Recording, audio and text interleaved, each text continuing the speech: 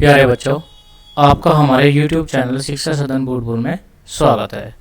आज मैं आपको बताने जा रहा हूँ 2022 में जो एग्ज़ाम होने वाला है आपका, यानी कि 10th क्लास का, इससे जो इम्पोर्टेंट क्वेश्चंस है साइंस में 3 पोर्शंस है बच्चों आपके। नंबर 1 फिजिक्स, नंबर 2 केमिस्ट्री और नंबर 3 बायोलॉजी। तो मैं यहाँ फिजिक्स का पहला जो चैप्टर है प्रकाश का परावर्तन एवं अपवर्तन, इससे रिलेटेड जो भी ऑब्जेक्टिव क्वेश्चंस है परीक्षा की दृष्टि से जो इम्पोर्टेंट है उनका आपके सामने डिस्कस करने जा रहा हूँ। चलो इसका फर्स्ट क्वेश्चन देखते हैं। फर्स्ट क्वेश्चन में इसने क्या कहा है।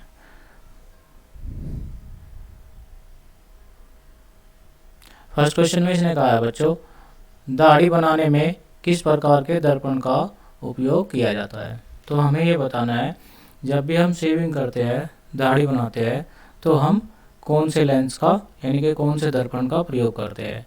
दर्पण कितने तरह के होते हैं? दर्पण 3 तरह के होते हैं बच्चों। एक समतल दर्पण होता है, एक उत्तल दर्पण होता है और एक अवतल दर्पण होता है।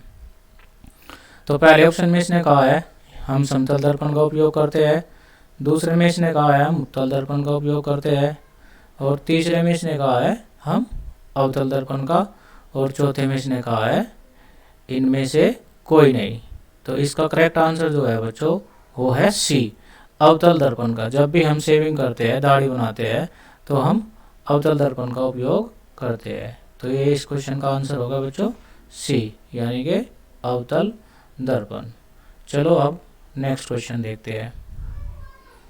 अगला क्वेश्चन, क्वेश्चन नंबर 2 में इसने कहा है गोलीय दर्पण में फोकसांतर एवं वक्रता त्रिज्या के बीच संबंध क्या होता है। तो हमें F और R में संबंध बताना है। पहला ऑप्शन है बच्चों R बराबर 2F और 2, F बराबर R/2 और R बराबर F। तो इसका जो करेक्ट आंसर है बच्चों वो है C। करेक्ट आंसर बच्चों इसका हो गया C, यानी कि F बराबर होता है R/2। चलो अब करते हैं नेक्स्ट क्वेश्चन बच्चों। नेक्स्ट क्वेश्चन में इसने क्या कहा है, इसने कहा है यदि किसी अवतल दर्पण की फोकस दूरी f तथा वक्रता त्रिज्या r हो, तो यदि f और r में संबंध है, तो ये तो पिछले वाला क्वेश्चन है, तो इसमें क्या बताना है, हमें ये बताना है कि इनमें से कौन सा सूत्र, कौन सा रिलेशन सही है बच्चों। तो क्वेश्चन नंबर 3 में कौन सा रिलेशन सही है बच्चों? क्वेश्चन नंबर 3 में रिलेशन ए सही है, क्योंकि अभी मैंने आपको बताया था F बराबर R/2। तो इसका आंसर हो गया ए। अब अगला क्वेश्चन करते हैं बच्चों। अगले क्वेश्चन नंबर 4 में इसने कहा है अवतल दर्पण से परावर्तन के बाद किरण किस बिंदु से होकर गुजरेगी। यानी कि अवतल दर्पण जो है, एक इसने अवतल दर्पण दिया है, उसके परावर्तन के बाद जो किरण है प्रकाश की वो कहाँ से होकर गुजरेगी।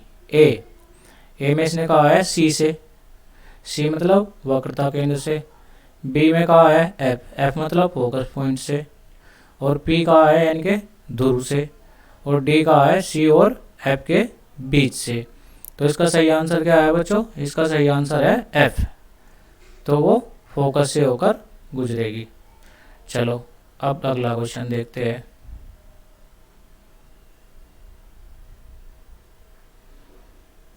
क्वेश्चन नंबर 5 में इसने कहा है किसी दर्पण से वस्तु को कहीं भी रखने से वस्तु के बराबर आकार का सीधा प्रतिबिंब बनता है, तो दर्पण होगा। यानी कि वस्तु को कहीं भी रख दो और वस्तु के बराबर और सीधा प्रतिबिंब बनेगा, किसके द्वारा?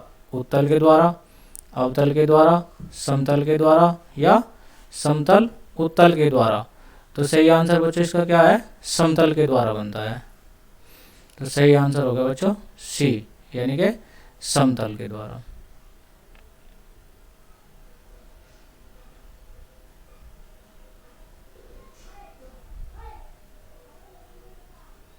चलो अब अगला क्वेश्चन देखते हैं बच्चों।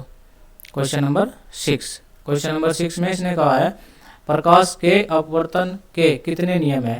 यानी कि जो नियम है उसके उनके बारे में बताना हमें। एक नियम है, पहले ऑप्शन में 1 है, फिर 2 है, फिर 3 है, फिर 4 है। तो कितने ऑप्शन है बच्चों इसमें? प्रकाश के जो अपवर्तन होते हैं उसके दो नियम मैंने आपको लिखवा रखे हैं, तो सही ऑप्शन हो गया इसका बी। चलो अब करते हैं अगला question. Question number 7। Question number 7 में इसने क्या कहा है बच्चों, प्रकाश का वर्ण विक्षेपण किस उपकरण से संभव होता है। यानी कि प्रकाश 7 रंगों से मिलकर बना होता है, उन्हें अलग अलग रंगों में तोड़ने की जो प्रक्रिया है किस उपकरण द्वारा होती है, दर्पण द्वारा, लेंस द्वारा और प्रिज्म द्वारा या कांच की सिल्ली द्वारा। तो इसका सही ऑप्शन है बच्चों सी, प्रिज्म द्वारा।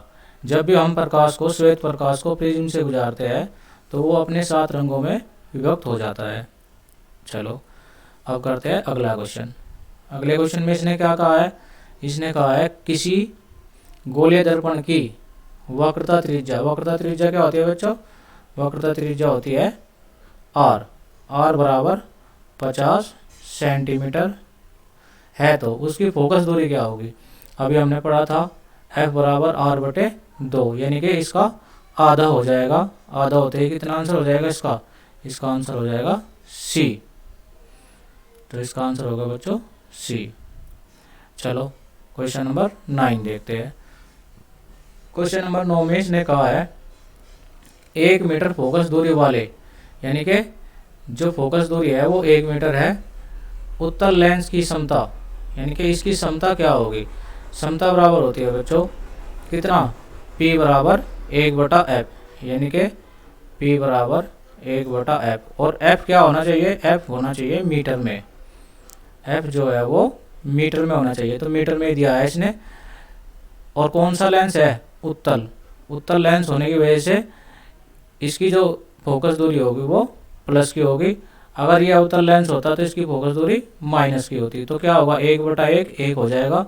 और जो इसकी समता का मात्रक होता है डायोप्टर डी। तो इसका सही ऑप्शन है बच्चों बी, यानी कि बी इसका करेक्ट आंसर हो गया। चलो क्वेश्चन नंबर 10 देखते हैं। क्वेश्चन नंबर 10 में इसने कहा है किसी उत्तल लेंस की फोकस दूरी हमेशा होती है। उत्तल लेंस के लिए जो फोकस दूरी होती है बच्चों वो कैसी होती है, उत्तल के लिए हमेशा धनात्मक होती है। अभी मैंने पढ़ा था पिछले क्वेश्चन में। अगर ये क्या होता है, अवतल होता, तो अवतल के लिए सदैव ऋणात्मक होती है बच्चों। तो इसका सही ऑप्शन हो गया ए। चलो अगला क्वेश्चन करते हैं। Question number 11।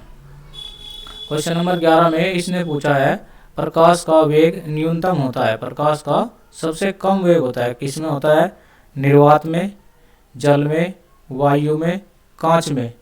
तो निर्वात में, जल में, वायु में और कांच में। तो जो प्रकाश का जो सबसे कम वेग होगा बच्चों इन चारों में से वो होगा कांच में। तो सही ऑप्शन हो गया डी। चलो अगला क्वेश्चन देखते हैं। Question number 12। क्वेश्चन नंबर 12 में इसने कहा है निम्न में से कौन सा पदार्थ लेंस बनाने के लिए प्रयुक्त नहीं किया जा सकता, यानी कि जिसका हम लेंस नहीं बना सकते वो कौन सा पदार्थ है बच्चों। पहला है जल, दूसरा है कांच, तीसरा है प्लास्टिक, चौथा है मिट्टी। तो हमें ये बताना है कि किस पदार्थ का हम प्रयोग नहीं कर सकते। हम जल का भी प्रयोग कर सकते हैं, कांच का भी कर सकते हैं और प्लास्टिक का भी, और हम मिट्टी का प्रयोग नहीं कर सकते बच्चों। ठीक है बच्चों, तो इसका राइट ऑप्शन हो गया डी। चलो नेक्स्ट क्वेश्चन देखते हैं। अगला question, question number 13। Question number 13 में इसने कहा है काल्पनिक प्रतिबिंब होता है, यानी कि जो एक इमेजिनरी इमेज होती है वो क्या होती है, सीधी होती है, उल्टा होता है, दोनों होता है, या इनमें से कोई नहीं होता है। तो बच्चों क्या होता है, जो काल्पनिक प्रतिबिंब होता है वो सीधा होता है। ठीक है बच्चों, काल्पनिक जो प्रतिबिंब होगा वो सीधा होगा। Question number 14। क्वेश्चन नंबर 14 में इसने कहा है किसी दर्पण से हमेशा, कोई भी दर्पण दिया है उससे हमेशा वस्तु से छोटा प्रतिबिंब प्राप्त होता है। यानी कि ऐसा कौन सा दर्पण है जिसके द्वारा जो वस्तु उसके सामने रखी होगी और जो प्रतिबिंब उसका बनेगा वो छोटा होगा। पहले में इसने कहा है समतल, दूसरे में उत्तल, तीसरे में अवतल और डी में इसने कहा है इनमें से कोई नहीं। तो इसका करेक्ट आंसर है बच्चों बी। बी के द्वारा जब भी चित्र बनेगा, जब भी इमेज बनेगी तो वो वस्तु से छोटी होगी हमेशा। चलो क्वेश्चन नंबर 15। क्वेश्चन नंबर 15 में इसने कहा है 4D यानी कि 4 डायरेक्टर समता वाले, अब इसने कह दिया है अवतल लेंस, अवतल लेंस की फोकस दूरी क्या होगी। तो इसकी फोकस दूरी हमें निकालनी है बच्चों। तो इसकी फोकस दूरी कितनी होती है, फोकस दूरी होती है बच्चों P बराबर 1/f, और इसने दिया है 4, तो 4 बराबर हो गया 1/f, तो f बराबर हो गया 1/4। ठीक है बच्चों, तो 1/4 को हम लिख सकते हैं 0.25 मीटर। अगर मीटर को हम सेंटीमीटर में कन्वर्ट करें तो ये हो जाएगा 25 सेंटीमीटर। तो करेक्ट आंसर हो गया बच्चों इसका 15 का बी, यानी कि 25 सेंटीमीटर इसका फोकस दूरी होगी बच्चों। चलो अब करते हैं अगला क्वेश्चन। अगले क्वेश्चन में इसने कहा है किसी उत्तल लेंस की फोकस अंतर 50 सेंटीमीटर है तो उसकी क्षमता कितनी होगी। 50 सेंटीमीटर है बच्चों, इसको मीटर में कन्वर्ट करो तो ये मीटर में हो जाएगा f बराबर कितना 0.5 मीटर। ठीक है बच्चों, अब हमें इसकी क्षमता निकालनी है P बराबर 1/f। ठीक है, तो फॉर्मूले में रख दो और इसको कैलकुलेट कर दो, तो कितना आ जाएगा बच्चों 16 का आंसर हो जाएगा D प्लस का 2। प्लस का 2 क्यों, क्योंकि उत्तल लेंस है, उत्तल लेंस होने के कारण इसे हम प्लस का लिखेंगे क्योंकि इसकी फोकस दूरी प्लस की होती है। अगला question, question number 17। Question number 17 में इसने कहा है किस दर्पण से वस्तु का बड़ा प्रतिबिंब बनता है, यानी कि अब ये बताना है कि कौन सा दर्पण है जिसके द्वारा वस्तु का बड़ा प्रतिबिंब बनेगा। समतल दर्पण द्वारा तो उतना ही बनता है जितना होता है। अवतल दर्पण द्वारा कितना बनेगा बच्चों, अवतल दर्पण द्वारा बड़ा बनेगा, और जबकि उत्तल दर्पण द्वारा छोटा होता है। तो राइट आंसर हो गया बी।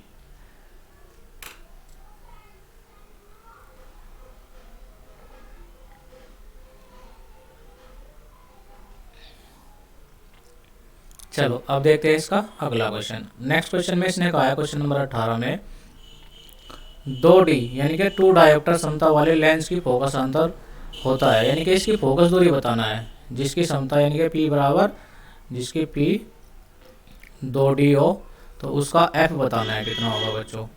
तो यानी कि कितना हो जाएगा, सूत्र है हमारे पास P बराबर 1/f और F बराबर हो जाएगा 1/P। तो 1/2, 1/2 कितना मतलब होता है 0.5 मीटर, और 0.5 मीटर का मतलब हो गया 50 सेंटीमीटर। तो इसका सही ऑप्शन हो गया बच्चों 50 सेंटीमीटर।